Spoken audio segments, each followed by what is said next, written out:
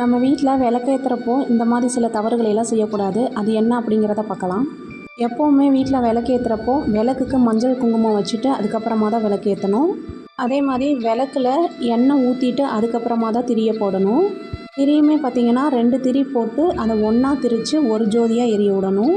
நம்ம ஊற்றுற நெய்யோ அல்லது எண்ணெயிலையோ மகாலட்சுமி வாசம் செய்கிறதாகவும், திரியில் சரஸ்வதி வாசம் செய்கிறதாகவும், திரியிற ஜோதியில் பார்வதி வாசம் செய்கிறதாகவும் சொல்லுவாங்க. நம்ம வீட்டில் விளக்கு ஏற்றுறோம் அப்படின்னா 3 தேவியர்களோட அனுகிரகமும் நம்மளுக்கு கிடைக்கும். இது மாதிரி வீட்டில் விளக்கு ஏற்றிட்டு விளக்கை ரொம்ப தூண்டி விட்றக்கூடாது. அதாவது விளக்கு ரொம்ப பெருசாக எரியக்கூடாது. விளக்கை அணைச்சிரு, ஊதிரு அப்படின்லாம் சொல்லக்கூடாது. விளக்கை குளிர வைக்கணும் அப்படின்னு தான் சொல்லணும். அதே மாதிரி கையாலோ வாயாலேயோ ஊதி அணைக்கக்கூடாது. பூ வச்சு குளிர வைக்கிறது ரொம்ப ரொம்ப நல்லது. வீட்டில் யாராவது சாப்பிட்டுட்ருக்குறாங்க அப்படின்னா அப்போதைக்கு விளக்க குளிர வைக்கக்கூடாது. அதே மாதிரி எங்கேயாவது வெளியில் நல்ல காரியத்துக்கு கிளம்பிட்டுருக்காங்க அப்படின்னாலும் அப்போதைக்கும் விளக்க குளிர வைக்கக்கூடாது.